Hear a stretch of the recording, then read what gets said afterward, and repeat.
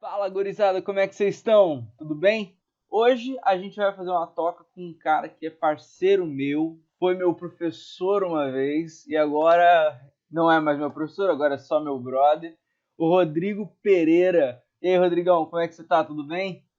Tudo bem, meu caro? E você? Eu tô ótimo. Eu diria algumas coisas sobre quem é Rodrigo, mas eu vou continuar na linha de perguntar para Rodrigo Pereira quem é Rodrigo Pereira. Rodrigo, quem é você? Bom, essa é uma das perguntas mais difíceis de fazer para qualquer pessoa, né?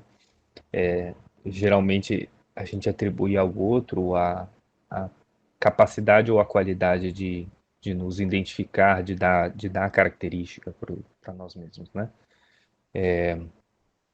Eu diria que eu sou um inquieto. Essa é a minha principal, talvez, característica. Incomodado, e talvez isso incomode muita gente, e tá tudo bem. Cada um tem que lidar com o seu próprio conteúdo. Mas eu sou psicólogo, usando assim esses termos mais sociais de identificação, né? Eu sou psicólogo, sou mestre em desenvolvimento local, pesquisador, né? Fui professor por um bom tempo, e isso eu acho que me identifica, né? Quando a gente fala que a gente é professor, ou quando a gente fala que a gente é psicólogo, pesquisador, um pouco de cada uma dessas funções reside na minha forma de ver o mundo, né? Eu sou também pai, recém, recém-pai, então isso também reside na minha forma de olhar o mundo. Sou um viajante, eu gosto muito de viajar. Parti para o Chile há uns anos atrás, junto com a Ariane, que foi entrevistada na última toca. E desde lá, às vezes eu me sinto até um pouco incomodado de estar sentado numa cadeira esperando os dias se sucederem. Me dá muita vontade de sair andando por aí, e isso não tem solução fácil, porque às vezes eu me contento muito mais com o andar pelas ideias, porque elas me dão um pouquinho mais de descanso para essa angústia, né? Mas a vontade é sempre de estar caminhando, sempre estar mudando, sempre estar saindo de um lugar para o outro. E isso faz um pouco do que eu sou, né? Então eu acho que basicamente é isso, Luca. De onde que vem essa inquietude? Eu acho que é do humano, né?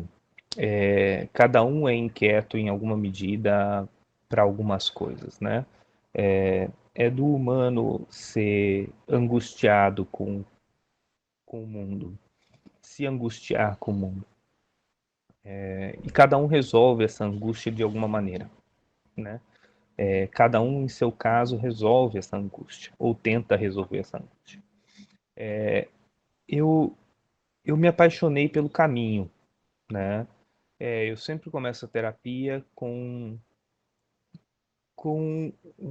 uma fala que é pelo apaixonar-se pelo caminho, não pelo destino, né? A maioria dos pacientes, quando chega, tem algo em mente, uma expectativa, né? Ninguém começa um processo terapêutico, seja ele qual for, sem uma questão, um problema a ser pensado, né? E às vezes a gente tá tão obstinado pelo objetivo que a gente esquece que entre o objetivo e o lugar que eu estou existe todo um caminho que precisa ser percorrido. Eu ia tentar usar outra palavra, mas é esse mesmo, é caminho a ser percorrido, e que ele faz mais sentido propriamente dito do que o objetivo. O, né? Se aprende muito mais. É claro que para isso você precisa abrir um pouco mão da, dessas, dessa faina moderna de de objetivos, né? Às vezes a gente costuma elencar os objetivos como se eles não tivessem um processo, né? Quer dizer, todo aluno entra numa universidade com o objetivo de se formar, né? Mas para se formar tem um caminho, né? É interessante que uma das coisas que a gente percebe dando aula é que alguns alunos eles desejam um objetivo, mas não desejam o caminho, né? E isso cria uma antipatia pelo processo que, por princípio, mina toda a tarefa pedagógica, né? A pessoa entra na disciplina já com vontade de terminá-la, né? Ela não entra com a vontade de fazer a disciplina, de percorrer esse caminho de aprendizagem, de ensinamento, né? Então, da onde surge isso? Eu acho que é a minha forma de dar conta dessa angústia, que é extremamente existencial, né? É um pouco isso, sabe, Lucas? É olhar para o mundo e perceber que tem coisas por aí, entendeu? E que é interessante ao mesmo tempo que você está nele, em contato com o mundo, enxergar-se mudando, né? Perceber-se em trânsito. Isso é uma coisa muito rica, né? Uhum. Isso é uma coisa muito rica. É de uma sensibilidade que é um pouco indescritível, mas se a gente fosse botar em palavras, né, e palavras traem muito, né, é de uma sensibilidade quase poética, no sentido de poieses, assim, dessa coisa que vai se automodificando, né, autopoético. Então é um pouco isso, sabe? Teria várias formas de explicar, né, essa minha vontade de sair andando, né? Talvez, talvez a inconformidade com uma única realidade, com uma única realidade de vividos pode ser isso, pode ser uma explicação, mas eu ainda acho, Lucas, que a explicação que eu consigo dar e que eu me satisfaço com ela é essa que eu te dei, de uma solução para uma angústia que é, que é necessária às vezes. Será que quando você sai, você se sente menos Rodrigo e aí você se distancia um pouco da angústia do Rodrigo? Ou não tem nada Eu a ver? acho, eu acho que sim. Veja, quando eu estava no Chile, eu fiz uma longa caminhada, né? Eu, eu percorri 43 quilômetros a pé, sozinho.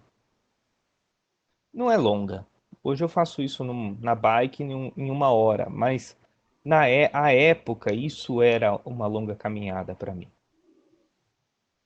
E eu já havia feito essa caminhada com outros 3 amigos que eu fiz lá no Chile, colegas de turma. Mas eu decidi que naquele inverno eu faria sozinho. Se eu volto a fazer essa caminhada sozinho, não, não, é muito arriscado. Recomendo que façam sozinho? De forma alguma. É arriscado. Eu percorri uma, uma região da cordilheira que liga o Chile à Argentina, por uma estrada que hoje a gente poderia chamar de estrada rural aqui em Campo Grande, aqui no Mato Grosso do Sul. Passa muito pouca gente. As altimetrias são muito, muito variáveis, então você sobe muito, desce muito. Tem neve, eu tinha neve na minha cintura. A chance de uma hipotermia era alta, a comida era escassa, eu tinha uma comida rala para os dias de caminhada que eu iria fazer, né? Eu tinha me planejado a passar 7 dias caminhando. E qual que foi a coisa mais bizarra que eu senti? Não foi nenhum tipo de risco. Claro que o risco ele organiza um comportamento, né? Ele organiza uma forma de lidar com o seu entorno, né? Mas o que mais me espantou foi que eu não precisava usar palavras para definir coisas, né? Existia uma entrega na experiência, porque na solidão você não precisa nem do seu próprio nome, né? Quer dizer, o nome das coisas é como o nome que a gente dá para as coisas são como pontos num mapa para Comum, assim. num mapa comum que organiza mais ou menos aquilo que eu falo e aquilo que você entende. Na solidão completa da experiência, a linguagem é meio que ela não ela não é dispensável porque as coisas continuam Mas tendo ela se nome. dá de outra maneira, assim. É uma outra experiência com a coisa, sabe? Então, e com você mesmo. Então, eu acho que sim, Lucas. Eu acho que em determinado momento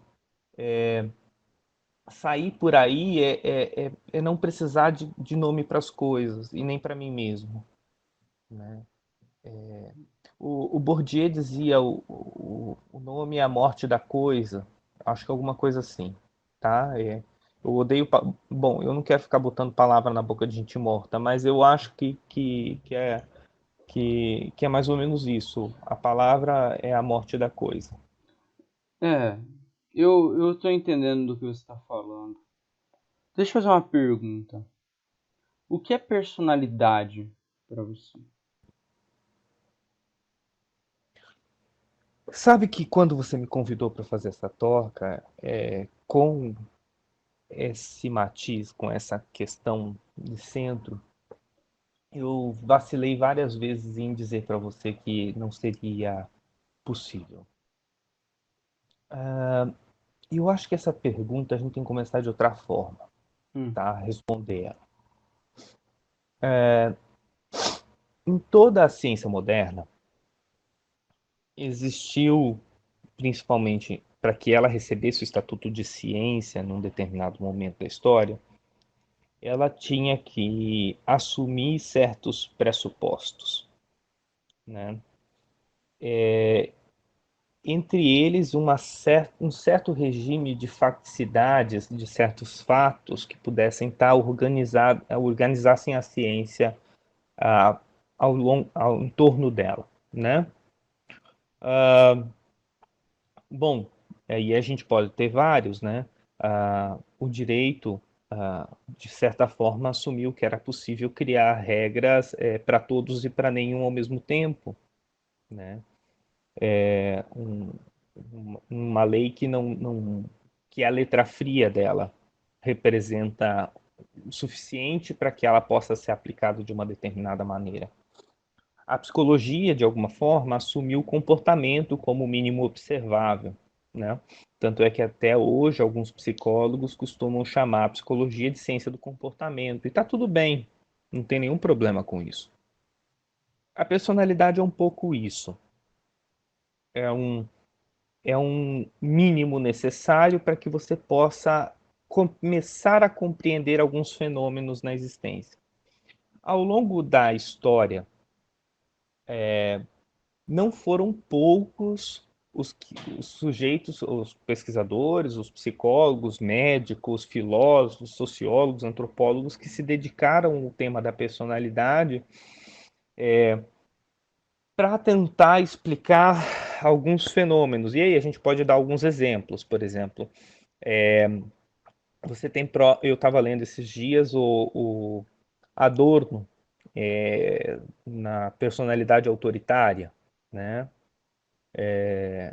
Maravilhoso livro, em que ele vai apoiar algumas compreensões sobre o autoritarismo em um tipo de sujeito que compreende o mundo de determinada maneira. Uhum. Você teria, por exemplo, o próprio Freud, que é um exemplo mais fácil de pensar, né? com as personalidades neuróticas, psicóticas, e, e assim por diante. Você tem vários autores que vão organizando certas tipologias de modos de compreender o mundo. No final das contas, é quase como se por detrás de cada um de nós houvesse um óculos pelo qual eu viro e olho o mundo. Eu sou míope astigmata. Se eu tiro o óculos, eu vejo o mundo totalmente borrado e muito raramente eu vejo quem está na minha frente. A partir do momento em que eu ponho esse óculos, as coisas que estão à minha frente fazem sentido. Elas criam um delineamento muito específico em que eu posso reconhecê-las como coisas no mundo, ou como sujeitos no mundo, ou como pessoas no mundo. A personalidade é isso, no final das contas. Ele é uma, são condições de percepção da realidade que são em cada caso diferentes, né? E que permitem que um sujeito possa matizar a tua experiência de determinadas formas e não de outras. Eu lembro de um caso que eu atendi em que uma paciente simplesmente via um evento como depressivo, como entristecedor, né? Um evento corriqueiro, extremamente entristecedor.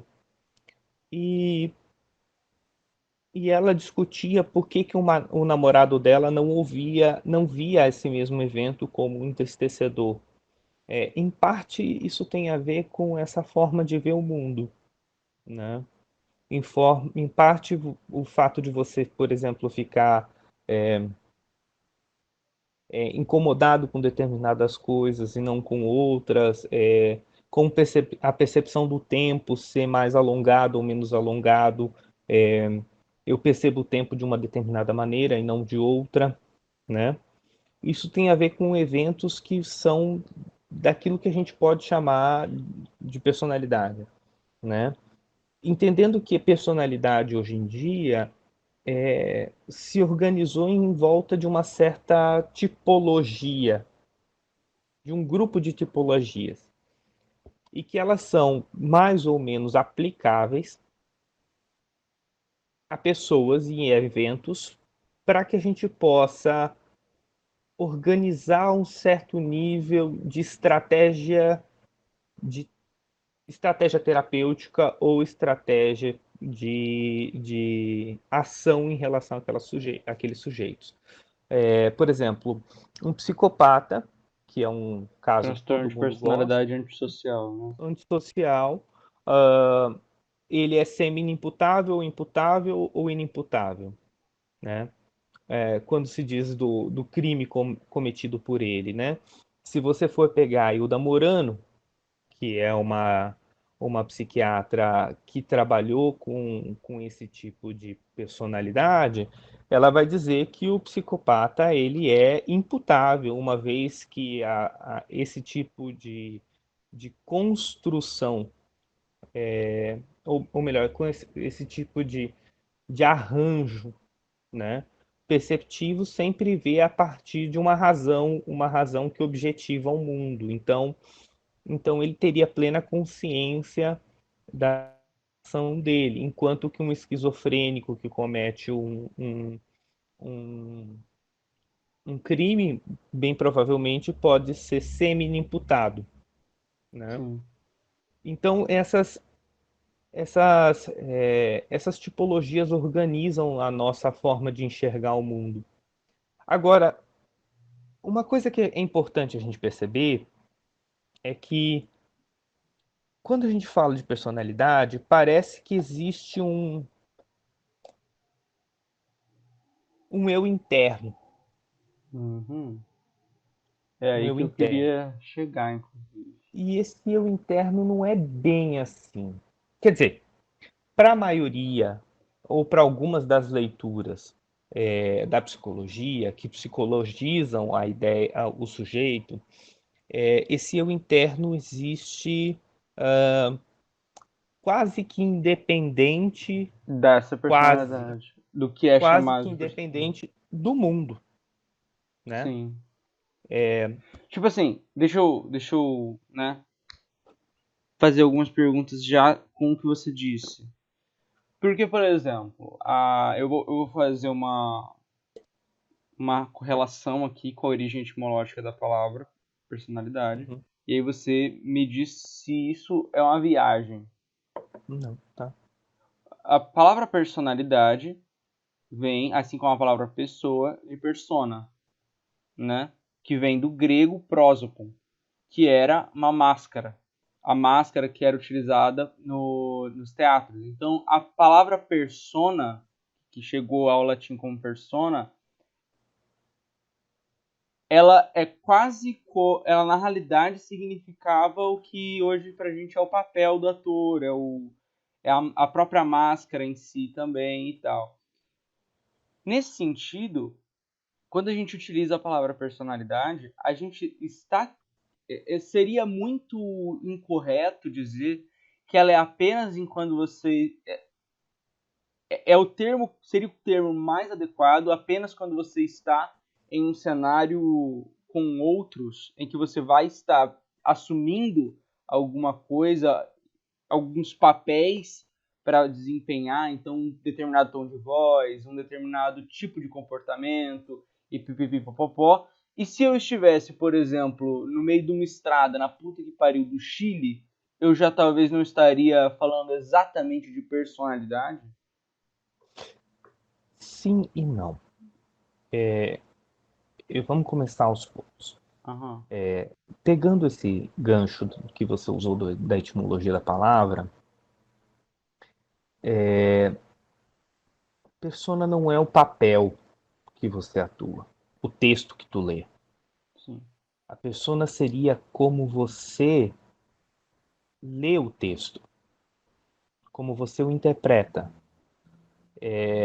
Maus atores tendem a descolar o texto de um como, fazendo um duplo impossível e pouco autêntico. Não convence. Porque o texto diz algo e aquela sensação que ele acaba dizendo, a interpretação propriamente dito do corpo, a performance, diz outra.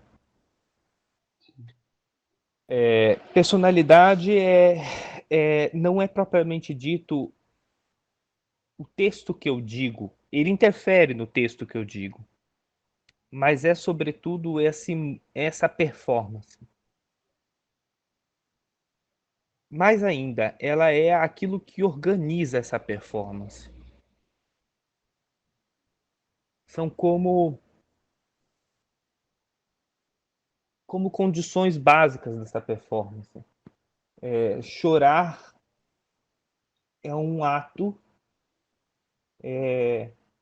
que carece de uma performance, que performatiza o corpo, que muda ele, que joga ele para o mundo, que você consegue ver.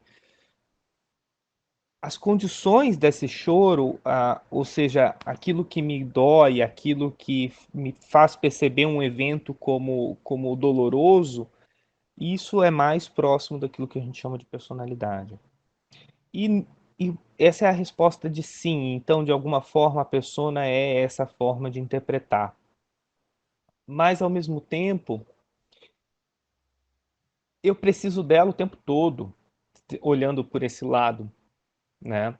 Por exemplo, quando eu estou no Chile e eu posso me dar o luxo de não falar comigo mesmo, de não usar palavras ditas no sentido comum para ir descrevendo a paisagem que eu caminhava, né? Isso tem a ver com a forma como eu me compreendo, a forma como eu compreendo o mundo, né? Isso é uma anterioridade quer dizer, eu conheço pessoas que falaram para mim, nossa, eu não conseguiria, eu enlouqueceria se eu ficar sem falar. Eu conheci pessoas que falaram para mim, nossa, você é louco, né? Eu conheci outras que ficaram super excitadas e animadas com a ideia de fazer um passeio como esse. Quer dizer, aquilo que anima ou aquilo que deixa um sujeito perplexo em relação a um evento, isso sim pode ser conduzido para a ideia de personalidade.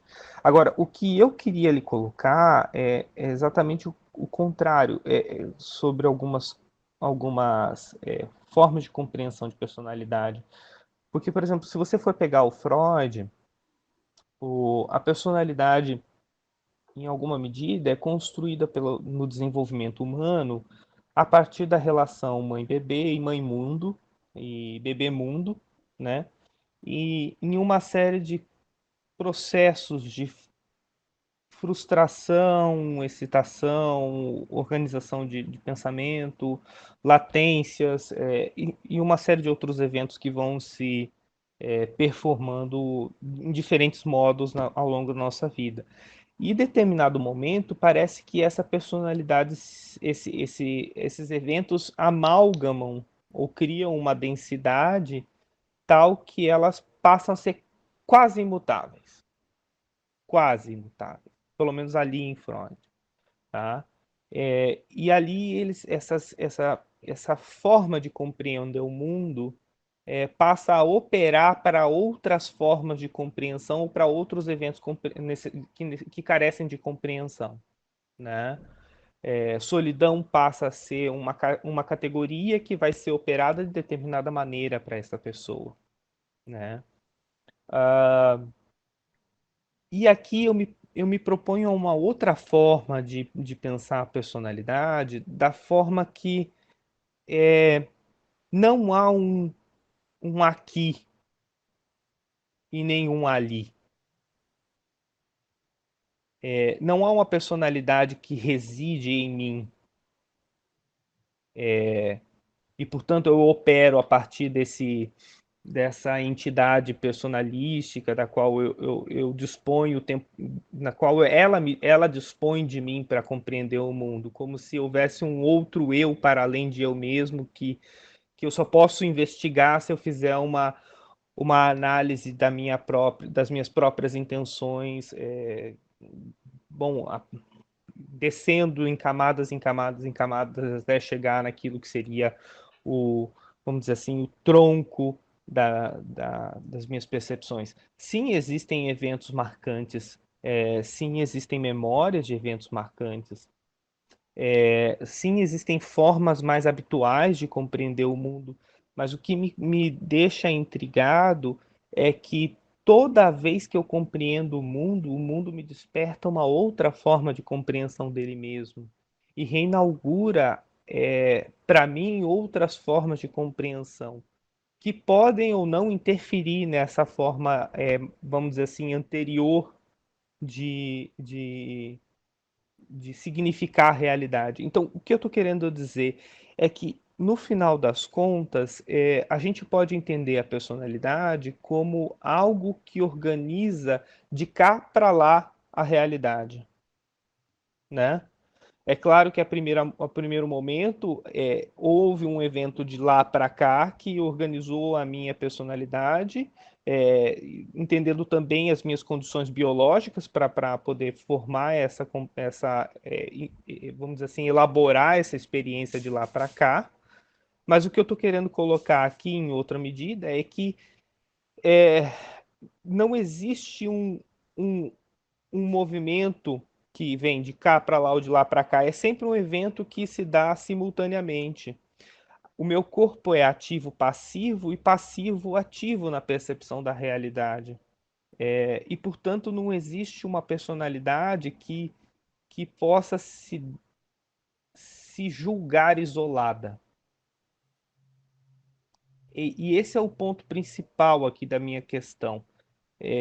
E por que eu acho difícil defender a ideia de personalidade tal qual a maioria das escolas de pensamento psicológico defendem. Acho que é mais ou menos por aí. Entendo. Porque eu tava vindo aqui com algumas questões mais ou menos marcadas. E tu falou da tua viagem pro Chile, e aí, tipo, tinha levantado uma bola pra eu dar um corte. Aí, eu falei da viagem do Chile, e você falou que não tem nada a ver com o que eu tava imaginando, tá ligado? Por quê? Por quê? Porque eu tava imaginando que a personalidade de alguém seria mais relacionado com.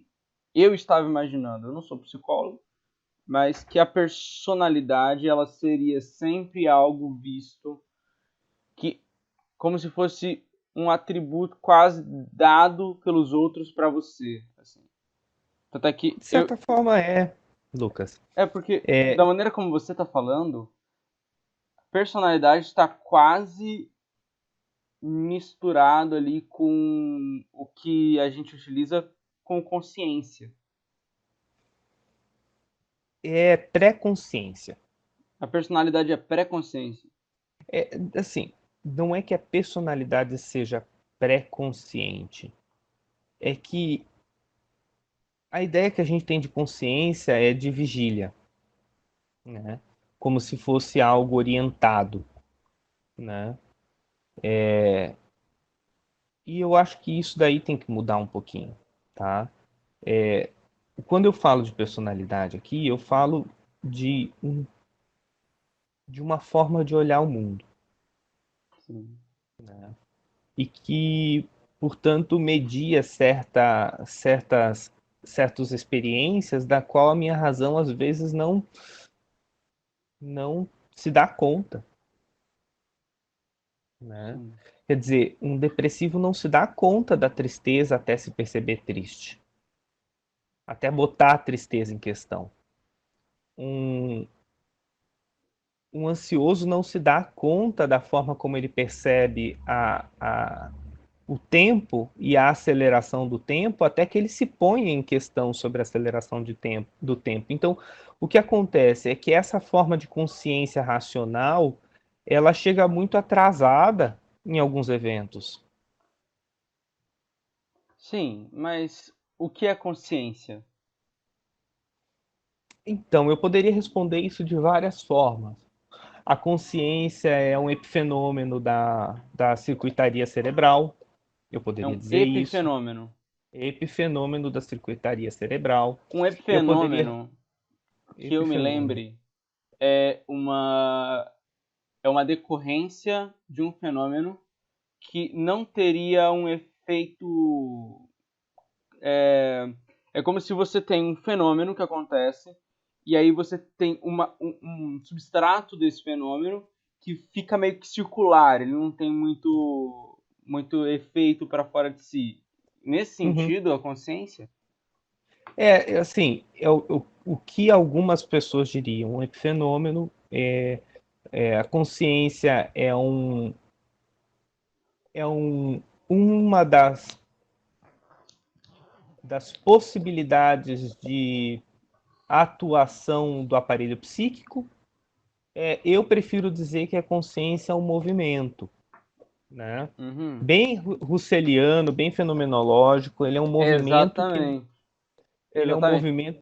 Você vê, por exemplo, olha que engraçado. Eu tive umas crises com a consciência, né? A gente teve uma das últimas tocas presenciais foi com o teu amigo Rodrigo Curvo. E eu gostaria, inclusive, de fazer uma toca com ele aqui sobre aquele tema que ele colocou do Com a consciência. Chalmers. Porque ali. E tem uma coisa, né? Como o tempo muda a percepção das coisas. Eu lembro que quando aconteceu aquela toca, eu achei do caralho. Eu fiquei pensando, tipo, nossa, que do caralho isso tudo que ele falou. Mas, eu acho que eu só fui sacar o quão absurdo era aquilo quando, tipo, uns 2 anos depois. Tá ligado? Que eu parei pra pensar e falei, qual que é o problema da consciência? Você quer explicar qual que é o problema da consciência? Tipo, en passant assim? Não, vai você, faz a sua experiência com ela e depois eu vou completando. Tá. basicamente tem um filósofo australiano chamado David Chalmers, que ele... E aqui, gente, se vocês estiverem vendo e vocês acharem que eu estou falando do bosta, cara, eu sou apenas um profissional aí da área do direito, não tenho nada a ver com isso, sabe? Eu faço isso só por tesão, então não me julguem. Coloquem no comentário aí. O cara com medo pra caralho de falar uma impropriedade do cacete aqui, tá ligado? Mas Sabe qual que é a grande questão? O mundo tá cheio de engenheiro de obra pronta.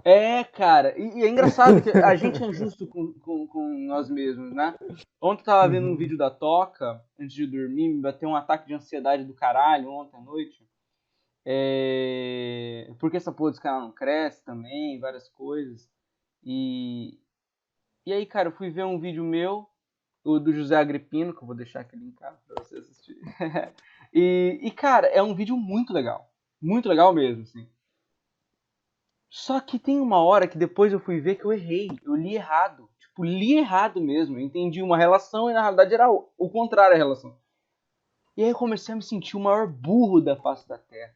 Comecei a falar, cara, eu tenho que apagar o vídeo. Puta que pariu, não sei o que. E tipo, cara, tá tudo bem, sabe? Às vezes a gente precisa ser um pouco mais britânico e um pouco menos alemão, sabe? Tá tudo bem um errinho no sistema. Vai seguindo que daqui a pouco vai mais ou menos se ajeitando. Não precisa reformular tudo. Enfim, do Chalmers. Ele é um filósofo australiano que pegou e acho que nos anos 2000, sei lá, ele escreveu acho que um paper, alguma coisa assim, falando sobre o problema da consciência, que basicamente, na realidade, está tratando sobre o problema da ciência na realidade, como se houvesse uma espécie de limitação no método científico para conseguir apreender o fenômeno que é a consciência.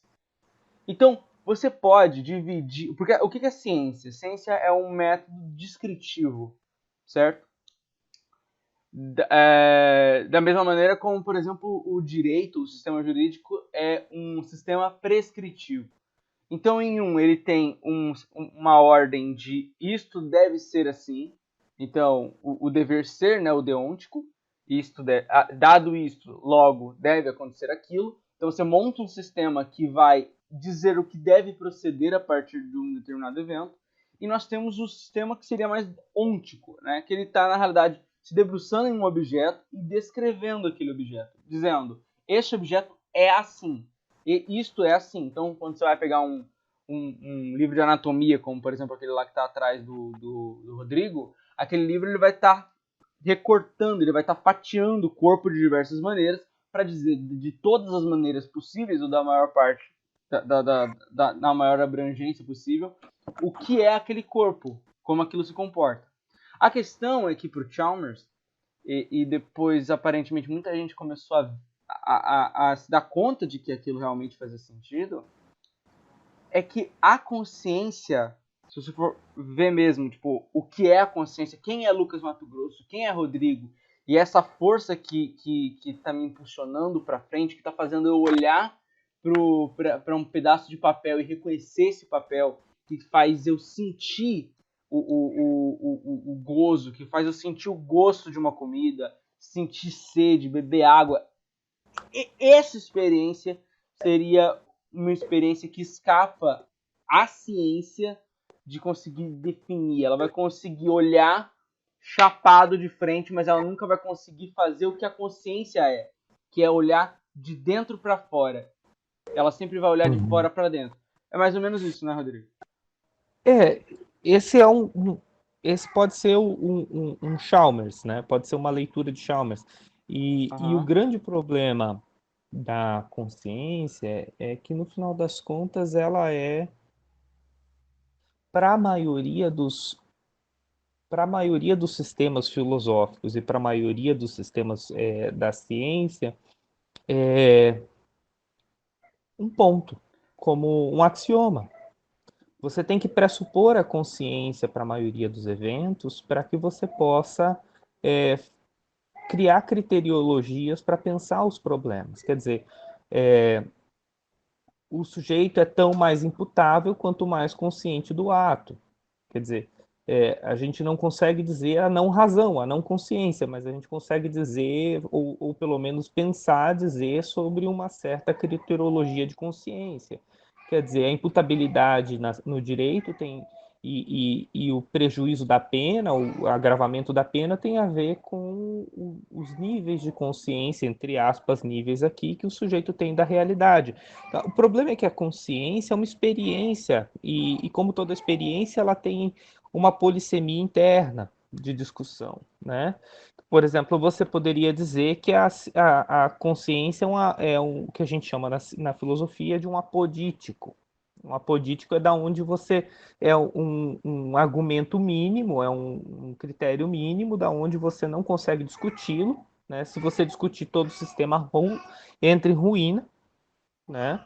Porque você precisa dele ali para sustentar todo o sistema de pensamento. Então, por exemplo, em Descartes, o pensamento, o cogito, né, ele é o mínimo para a existência. Ele transforma o cogito ergo sum, né, eu penso, logo existo, né, quer dizer, ele transforma a existência, que é um dado fático, eu existo, e ampara a existência do eu em cima de um cogito, de um pensamento.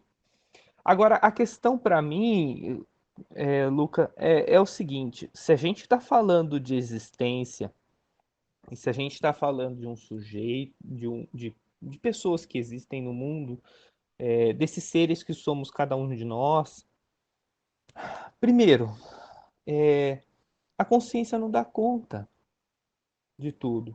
Pelo menos não é essa forma de consciência, como consciência racional e orientada, né? Coisas escapam a ela, né? Quer dizer, meu corpo, é, Mas aí você está o tendo meu, consciência no sentido de quase como se fosse no termo mais vulgar, assim mesmo, de você ter consciência, de você olhar para aquilo e ter consciência daquilo, nesse sentido. isso, Sim. isso, nesse sentido, mas não só nesse sentido, porque praticamente o direito se lança a mão dessa leitura vulgar da consciência, em muitos casos. Sim. Né?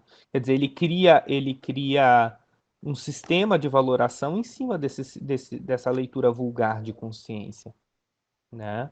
E não só ela, não só ela.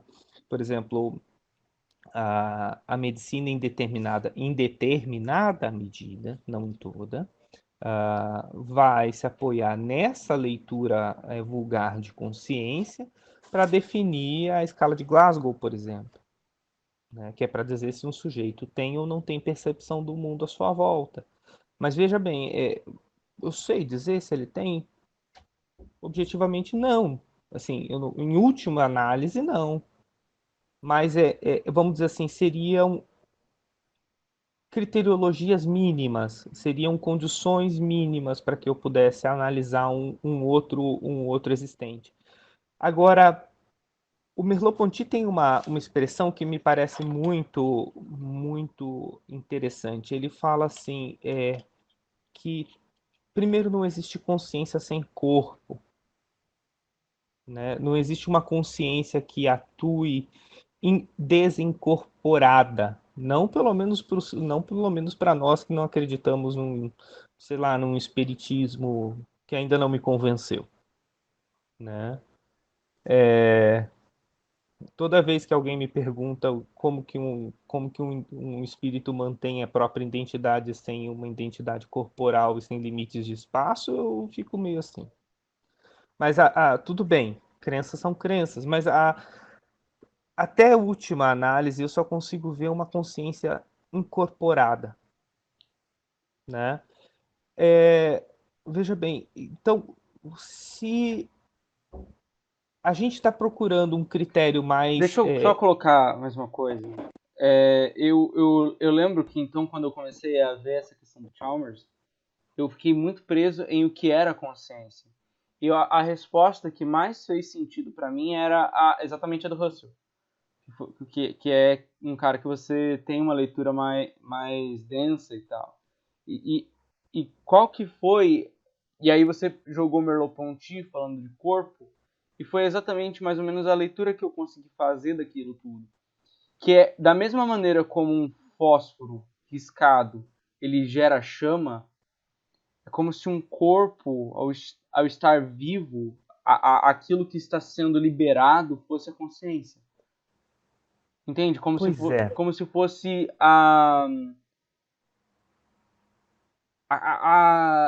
aquilo que está sendo emanado daquilo que está sendo queimado. Assim, uma coisa nesse Uhum. sentido. Mas eu acho que a crítica do Merleau-Ponty é ainda mais radical, sabe, Luca? Porque a crítica do Merleau-Ponty, ela vai dizer de uma forma radical aqui no sentido de ir mais além dessa discussão. Ele quebra o paradigma da consciência e ele diz o seguinte: não, velho, a consciência não dá conta. Se a gente usar a ideia de consciência, a gente sempre vai ficar preso em elementos que, que, de no final das contas, precisam sempre precisa sempre pressupor uma anterioridade. Quer ver? É, como você se dá conta de que você tem consciência de algo?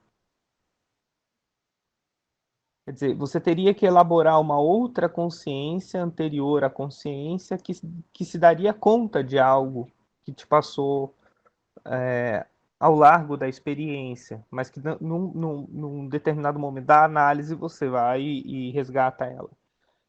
O Merleau-Ponty, de alguma forma, é um pouco mais radical. Bom, aí entra numa seara de discussões que eu acho que até são interessantes e são pertinentes, mas talvez fujam um pouco da discussão da personalidade. Se a gente quiser se ater a essas discussões, cada ciência ela vai elaborar um mínimo necessário para continuar os seus sistemas de ideias. E o grande problema da consciência é que ele é, para algumas dessas ciências, esse critério mínimo, né? E cada uma dessas ciências fez com a consciência aquilo que ela precisava fazer para chegar às conclusões que elas precisavam chegar. Inclusive fazendo torções extremamente interessantes, mas que também não sei se poderiam ser atribuídas ao fenômeno da consciência ou mais ao interesse de cada um desses pesquisadores, para dar conta dessa realidade, né? No que diz respeito à personalidade, aí voltando ao nosso tema, a personalidade seria um modo, um modo de ser no mundo, né? E que, portanto, também tem aspectos conscientes, mas também tem aspectos que passam à margem da consciência, quer dizer, passam A direto, personalidade. passam direto para outro campo que não necessariamente é, e aqui vamos ser bem sinceros, eu estou usando a palavra consciência nesse momento no sentido mais comum e vulgar, Uhum. tá? Não porque eu quero fazer com que as minhas ideias caibam nela, mas porque não sei se eu seria entendido de outra maneira. A gente Sim. precisaria elaborar um outro caminho de pensamento para poder trabalhar com outra ideia de consciência. Mas aqui, bom, se existe uma forma de pensar personalidade, para mim, ela é um modo de ser no mundo. Tá. Na maneira como você colocou isso tudo, acabou ficando um pouco. ahn, tá ligado no futebol, quando você chuta no contrapé do goleiro? Eu não entendo nada de futebol, Luca. Não. Não. Tipo, Eu o sou. goleiro tá fazendo o movimento pra cá. Tu chuta aqui, ele vai ficar. Entendeu? Ele não vai conseguir pegar a bola. Entendeu? O contrapé do Uhum. goleiro. Eu chutei no seu contrapé? De alguma maneira, sim, porque na realidade eu estava pensando a personalidade muito nesses termos de talvez serem Tipologias. Não, não é nem tipologia, mas na minha cabeça, a personalidade sempre foi algo que era de alguma maneira suspensa, entende? Então, por exemplo, vou relatar uma coisa. Quando eu vejo uma pessoa gozando, na minha cabeça, aquilo, o gozar da pessoa, quando a pessoa tá maluca, quando a pessoa, tipo, tá fora de si, aquilo, na minha cabeça, sempre foi uma suspensão da personalidade. Que é o momento em que a pessoa, ela não está... Quando a pessoa não está, Atuando. como você disse, performando, tá ligado? De alguma maneira, você sabe quando a pessoa tá gozando, atuando, mas às vezes você consegue ver no olhar da pessoa, não de sexo, eu não tô falando de sexo agora. Vai ficar muito feio, olha o que eu ia falar. Quando você vê na cara da pessoa medo, aí ia ficar horrível, tá ligado? Mas enfim, você consegue ver quando a pessoa tem medo, quando a pessoa tem raiva, quando a pessoa tem uma emoção que parece que transpassa esse filtro primeiro que ela tem para se portar para se portar no mundo. É como se fosse, e aí eu estou utilizando do orgasmo porque talvez uma das forças mais bonitas que a gente tem e é uma que é mais corriqueira do que uma pessoa perdendo as estribeiras em termos de ódio. É mais fácil você ver alguém gozando do que você ver alguém realmente despirocado, maluco da cabeça, socando uma geladeira e tentando matar alguém, tá ligado? Mas quando você vê uma pessoa nessa situação, é, para mim aquilo era como se você estivesse vendo a personalidade da pessoa tá aqui. É como se houvesse algo que estivesse em ebulição e te demonstrasse mais aquela pessoa como ela é de fato, entende? E para mim a personalidade não estaria nisso. Então, tanto é que eu ia fazer a seguinte pergunta. Que teve uma vez que eu fiquei com uma menina que o jeito dela era socialmente, a personalidade dela era muito tímida. E outra vez eu fiquei com uma menina que a maneira como ela se porta é bem mais sexualizada. Era uma menina que, tá ligado? Alguém batia na mão assim um fã que a menina já tava rebolando. Entendeu? Era uma menina que era muito vaidosa e também ela tinha essa coisa do tipo ir brincando assim, sacou? E eu fiquei com duas meninas dessas duas maneiras. E para mim é algo que eu volto muito à minha cabeça, que é o beijo delas.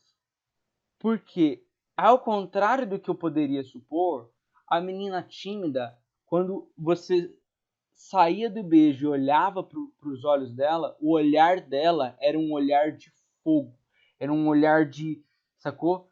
E a outra, quando você olhava para ela, era um olhar mais inseguro.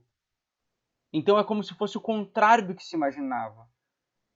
E aí eu fiquei pensando, será que então a personalidade seria essa maneira como eu estou me portando, tá ligado? Mas na hora que você olha no fundo dos olhos de uma pessoa em que ela está num estado mais propenso de ser quem ela é de fato, que é quando você está conseguindo alcançar, seja no sexo, seja numa conversa, aquela pessoa no nível em que ela não está tentando tanto te provar quem ela é, mas apenas sendo.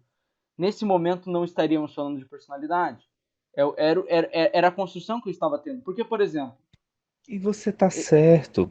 É esse o ponto, talvez. então, você acha que isso que eu estou Você falando faz algum sentido? faz sentido. Qual é a minha discussão com o tema da personalidade? E aqui a gente precisa fazer uma distinção. Quando a gente fala de personalidade, a gente está falando desses modos de existir no mundo, mais uma vez, né? Sendo um pouco repetitivo, mas é isso. Então, é a menina que dança, mas que titubeia. Por quê? Eu não sei. Hum, eu não sei por que ela titubeia, mas ela titubeia. Mas dança, se expõe, tá ali. Você enxerga nela todo aquele movimento, toda aquela performance que é parte disso, do ser dela no mundo, e que no momento de uma relação íntima recua. Esse recuar também é personalidade. Esse recuar também é o modo dela de ser na realidade, no mundo. É o modo dela de ser com alguém que de alguma forma para ela tá ali num universo, num modo íntimo de intimidade diferente daquele que ela se compreende quando dança, né? Então, o que eu quero lhe colocar? Qual é a minha discussão? Talvez que a gente esteja se perdendo nessa conversa é que aquilo que você chama de personalidade é uma imagem, é uma estrutura interna que vai organizar a forma com que esse sujeito se relaciona com a realidade dele, inclusive influenciando nas escolhas, nas escolhas, inclusive, daquelas discussões que você teve com a Ariane sobre identidade, em escolhas identitárias no jogo identitário. O que eu chamo de personalidade, o que eu chamo de modos de ser no mundo, esse modo de ser no mundo, é tudo isso. Só que, só que não é uma estrutura interna. É uma estrutura que ela está sempre em jogo com as relações estabelecidas com a realidade e os sentidos e significados que essa realidade, que esse sujeito conseguem ou dão conta. Então, para além de uma estrutura duradoura, ela é móvel, ela tem uma certa mobilidade. E mais uma vez, é claro que experiências traumáticas, é claro que eventos, é claro que quanto mais cedo acontece algo com aquele sujeito na vida, infância, adolescência. É claro que quanto mais esses sentidos e significados continuam sendo validados na realidade, mais ela vai se ater a esses sentidos e significados, e esses modos de ser no mundo cada vez mais vão ser organizados a partir de uma própria noção de si mesmo, né? Mas eu tendo a acreditar que existe uma mobilidade. É esse o ponto em que difere de você. Aí, por exemplo, é possível entender por que um sujeito, a partir de processos muito claros terapêuticos ou de eventos terapêuticos ou de alguns tipos de eventos traumáticos, podem alterar a forma como percebem a realidade. Não é necessariamente a personalidade que muda, mas são os horizontes pelos quais eu enxergo a realidade que me cerca. Uma realidade que não era agressiva, não era perigosa, depois de um assalto, passa a se tornar arredia.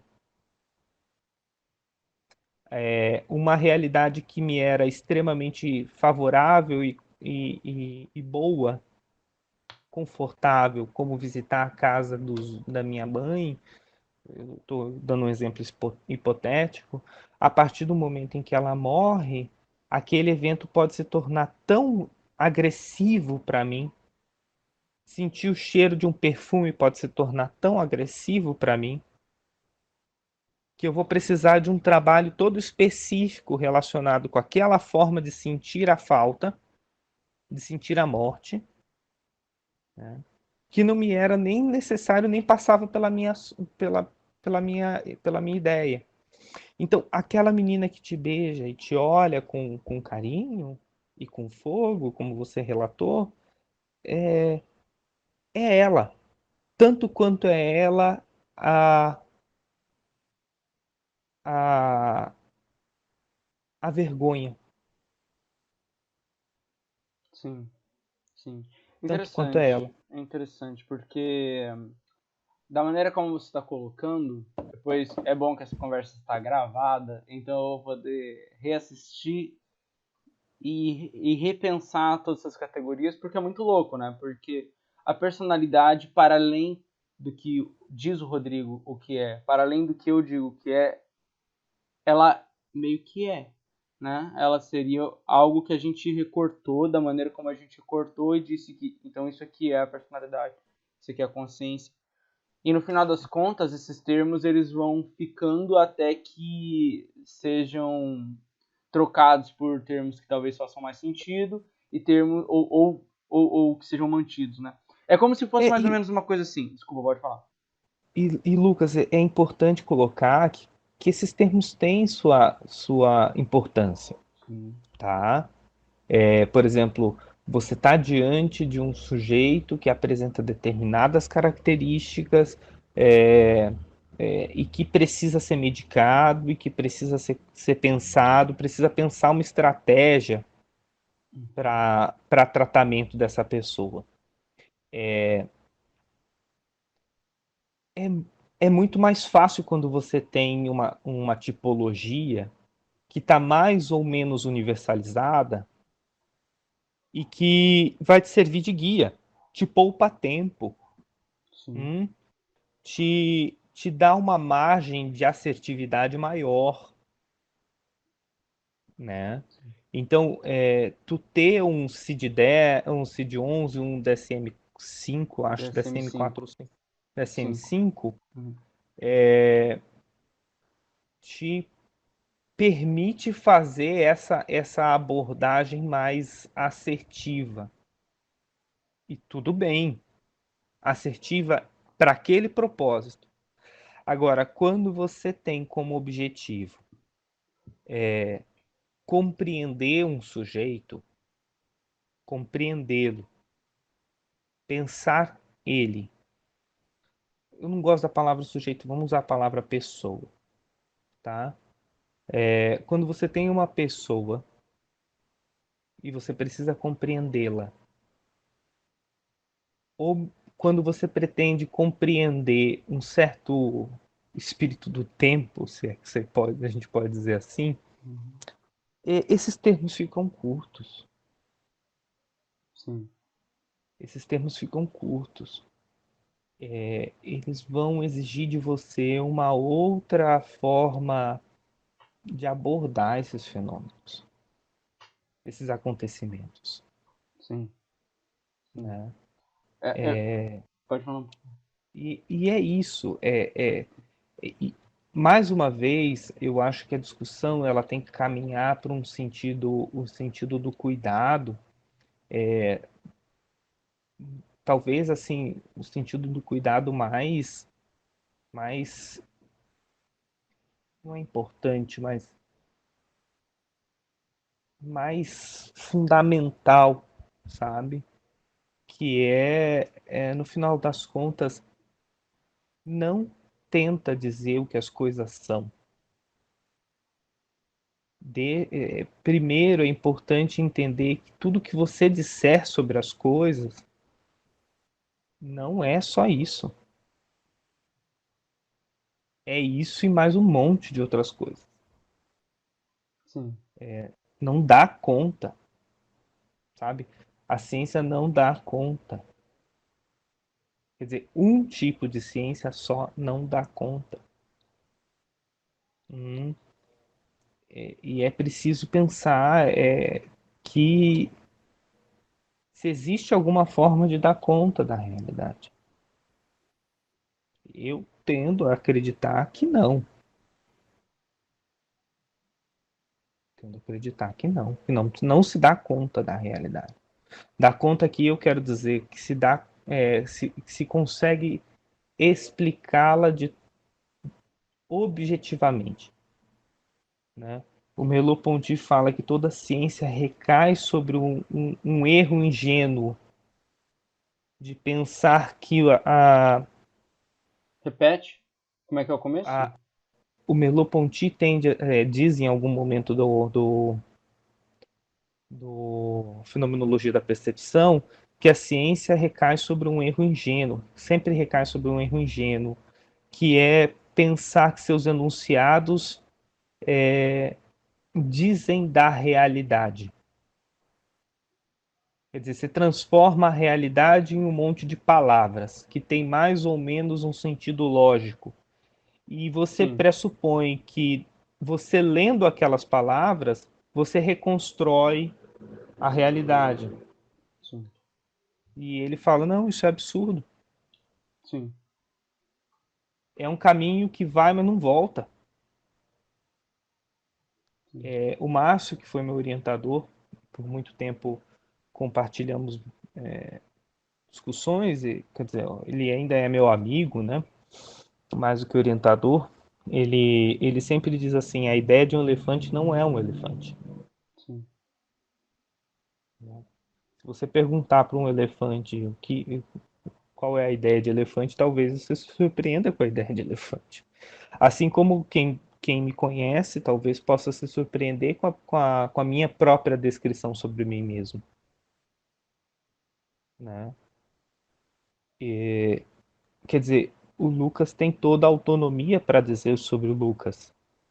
Eu posso dizer algo sobre o Lucas, mas no final das contas, sempre que eu digo algo sobre você, você pode me dizer não, não me identifico dessa forma. Mudei, já não sou assim. Ou continuo assim, só que não tanto. Ou você pode se surpreender com o enunciado que eu posso formar sobre você. Sim. E tá tudo bem. Sim.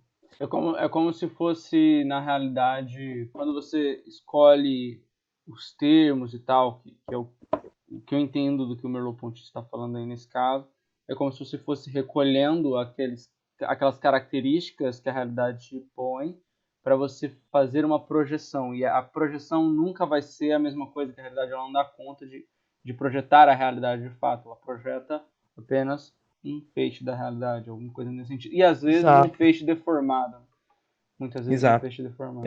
E outra, por exemplo, quando você escolhe palavras, porque todo cientista, toda narrativa, toda descrição escolhe as palavras.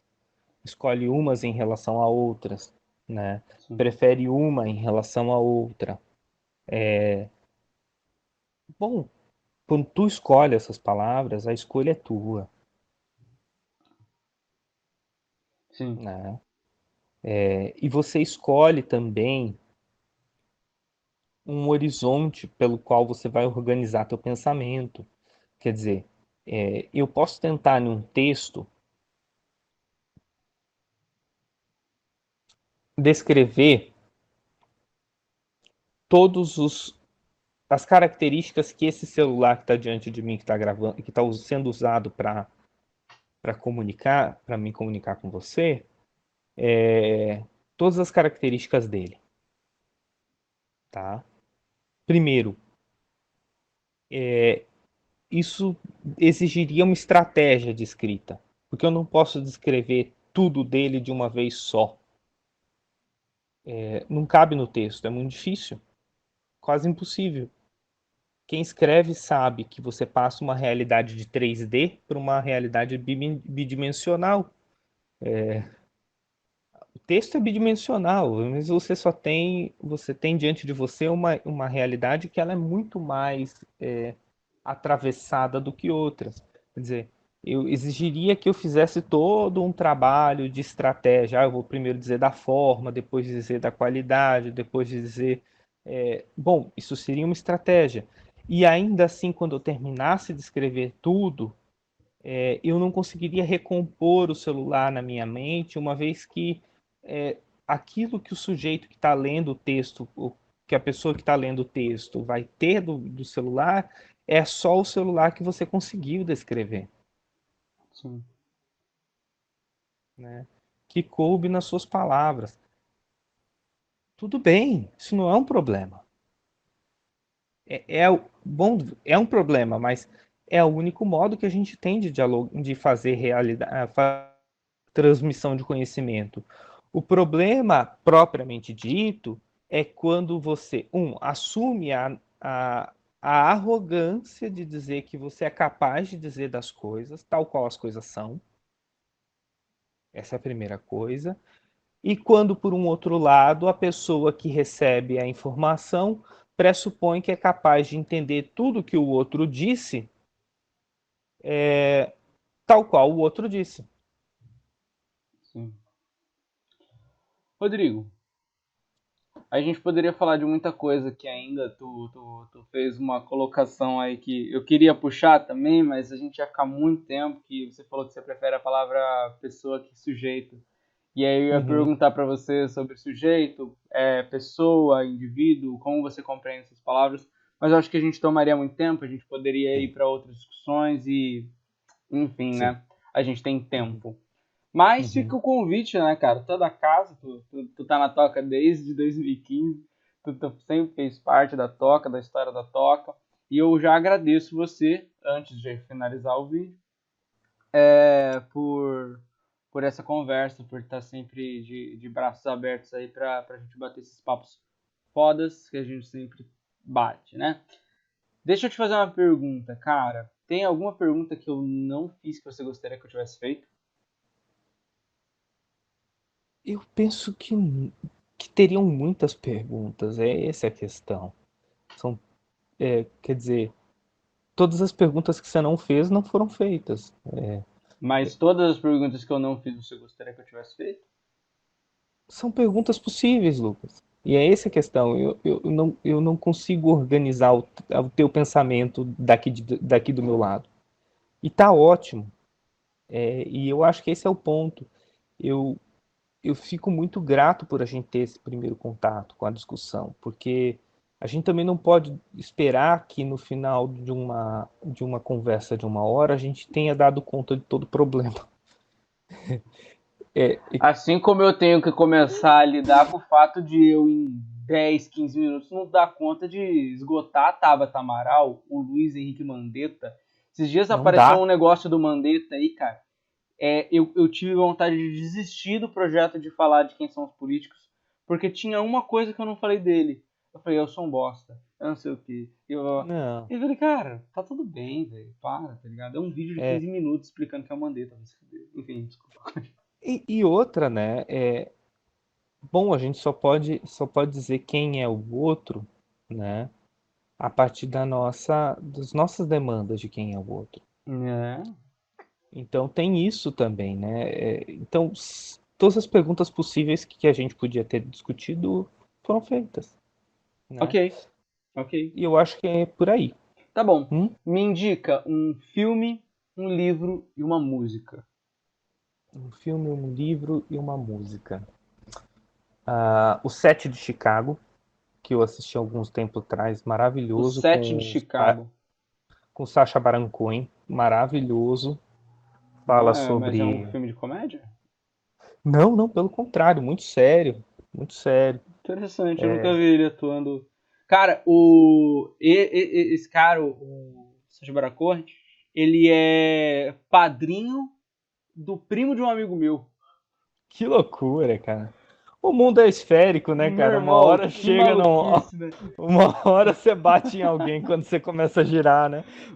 Muito maluco, o cara pega e fala, tá ligado, o Borat? Tá ligado, o Borat, não Uhum. sei o que. Pô, ele é padrinho do meu primo. Caralho, Falei, cara, que tá bom, loucura. beleza então, coisas da vida. Um, um, um livro. Eu tô lendo agora um livro maravilhoso que, inclusive, eu quero já anunciar como vai ser o primeiro livro da, da nossa toca do livro.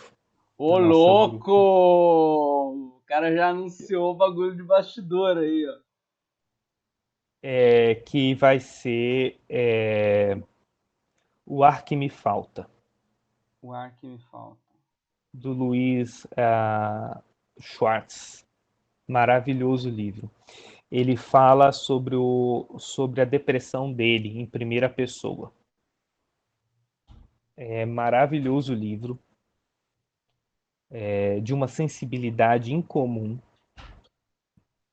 um livro corajoso, corajoso, porque ele toca em temas que a maioria das pessoas tenderia a dizer: eu não vou escrever isso sobre mim mesmo, né? E, e há um homem cuja a capacidade de descrição sobre o que ele sente, o que ele viu, são extremamente intrigantes e de um tema muito sensível, né?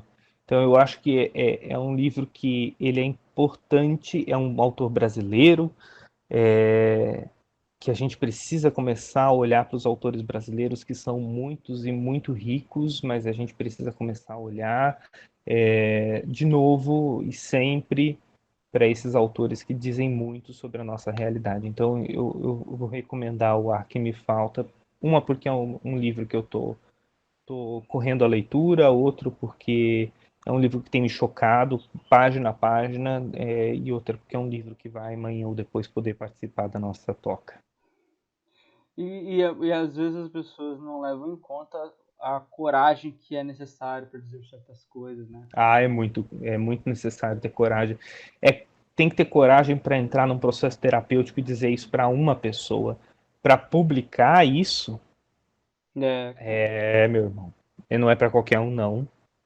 A gente gosta de limpar nossas biografias.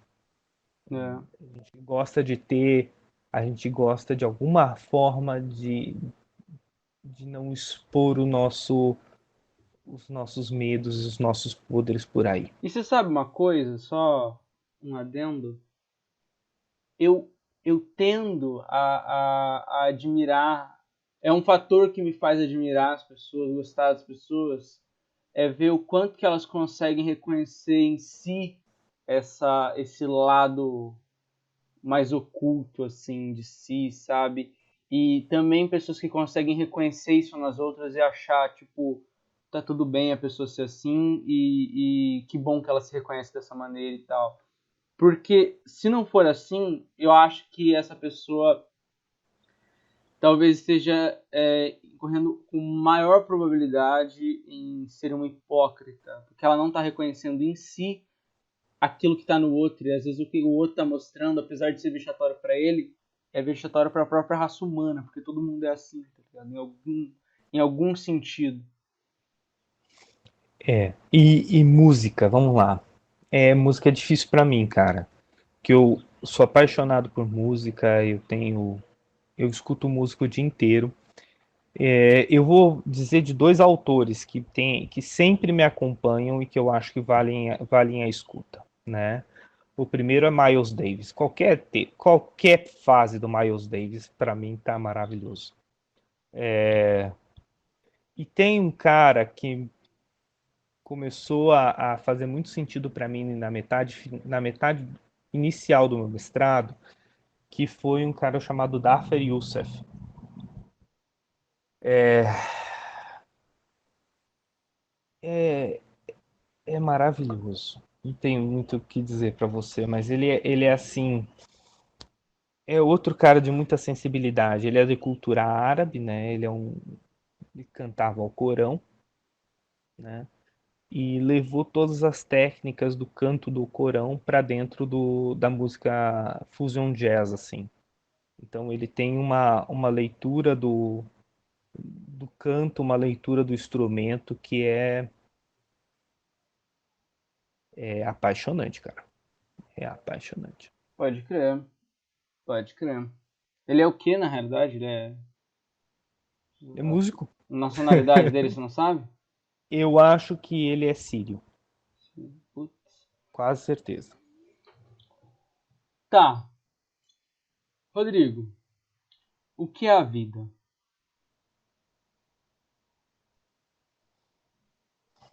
Boa pergunta.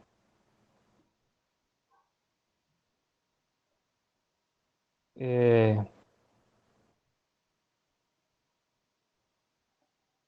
ela é. Ela é Ah, é, uma seu, espécie. seu desgraçado? Ela é uma experiência. Ah, ok.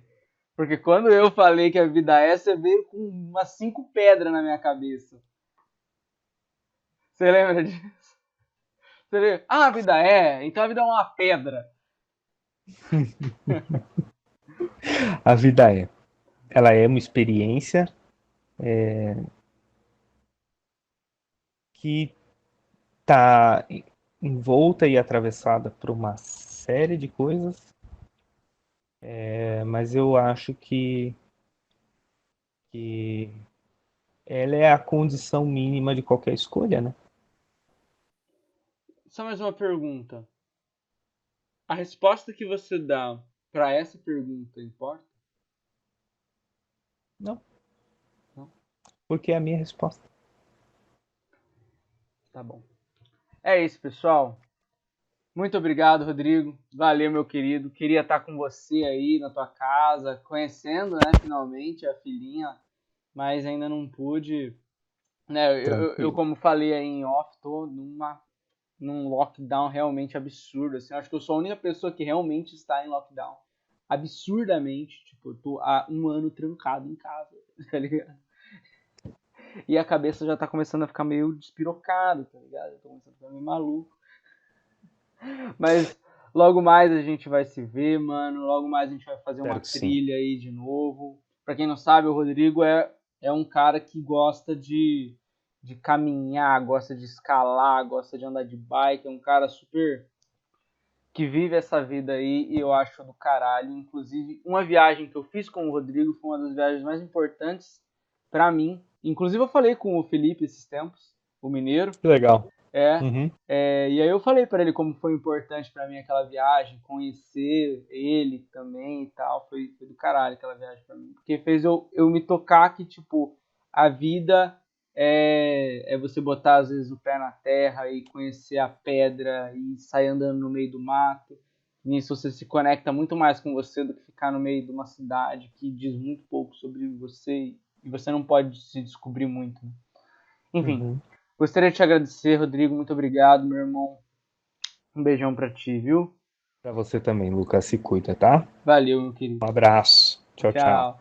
Você aí que tá assistindo o vídeo, curte o vídeo, comenta, compartilha, por favor. A gente tá precisando disso. Se inscreve lá na nossa página no Instagram, toca.cg, toca.cg. E aí, para você estar sempre aí em contato com os conteúdos que a gente tem criado aqui na Toca. A gente ainda é pequenininho, mas a ideia é grande. E às vezes a ideia ser grande já é um potencial enorme. Beleza? Valeu, pessoal. Muito obrigado. Obrigadão, Rodrigo. Até mais. Até mais, fi.